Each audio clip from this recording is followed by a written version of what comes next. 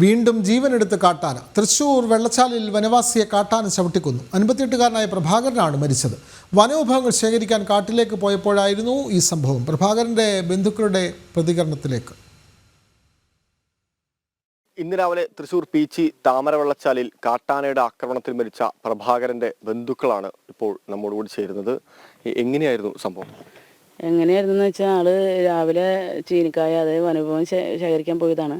അപ്പോൾ ആനയുടെ മുന്നിൽ പോയി പെട്ടതാ. ആന വന്ന് കണ്ടില്ല, ചീനിക്ക പറക്കണതിൻ്റെ ഇടയിൽ. അങ്ങനെ ആന അടിച്ച് ഇടുക ചെയ്തെന്ന് പറഞ്ഞ മോനാണ് ആദ്യം ഓടി വന്നിട്ട് എൻ്റെ വീട്ടിലേക്കാണ് വന്നത്. എന്നിട്ട് എൻ്റെ ഹസ്ബൻഡിന് ചോദിച്ചത് അമ്മായി മാമൻ എവിടെയാന്ന് ചോദിച്ചപ്പോൾ ഞാൻ പറഞ്ഞു മാമൻ ഇവിടെ ഇല്ല, ഹോസ്പിറ്റലിൽ പോയേക്കാന്ന് പറഞ്ഞു.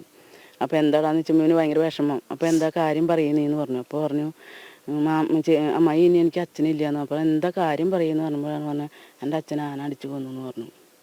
പിന്നെ എനിക്ക് അത് കേട്ടുമ്പോൾ ആകെ ടെൻഷനായി. പിന്നെ ഇവ എൻ്റെ കയ്യിൽ നിന്ന് കുതറി ഓടി. പിന്നെ ബാക്കിയൊന്നും പിന്നെ എനിക്കൊരു ഓർമ്മയില്ല. ഇത്തരത്തിൽ ആനയുടെ ഒരു ഭീഷണി പൊതുവെ ഉണ്ടോ ഭാഗത്ത്? ആനകൾ പറമ്പിലും അവിടെ ഇവിടെയൊക്കെ വന്ന് കൃഷികളൊക്കെ നശിപ്പിക്കാറുണ്ട്. പക്ഷെ നമുക്ക് മനുഷ്യർക്ക് അങ്ങനെ ഞങ്ങളുടെ ഭാഗത്ത് നിന്നവരങ്ങനെ ഉണ്ടായിട്ടില്ല. ഇതാദ്യമായിട്ടാണ്.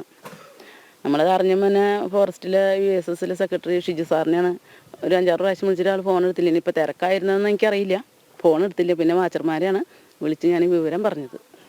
നഷ്ടപ്പെട്ട ജീവന് പകരം മറ്റൊന്നും പകരമല്ല, എന്നാലും നിങ്ങൾക്ക് എന്തെങ്കിലും ആവശ്യങ്ങളോ എന്തെങ്കിലും?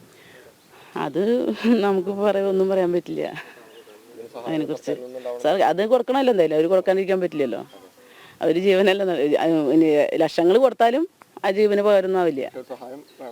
അത് വേണം തീർച്ചയായിട്ടും. അതായത് ഈ സംസ്ഥാനത്ത് ഇത്തരത്തിലുള്ള കാട്ടാനാക്രമണം ഒരു തുടർക്കഥയായിക്കൊണ്ടിരിക്കുന്ന ഒരു സാഹചര്യം തന്നെയാണുള്ളത്. അതിൻ്റെ ഒരു അവസാനത്തെ ഇരയായി പ്രഭാകരൻ മാറട്ടെ എന്ന് നമുക്ക് പറയാമെങ്കിലും പക്ഷേ കൃത്യമായിട്ടുള്ള ഒരു ഇടപെടൽ ഇതിലുണ്ടാവണമെന്ന് തന്നെയാണ് പൊതുവിൽ വരുന്ന ആവശ്യം.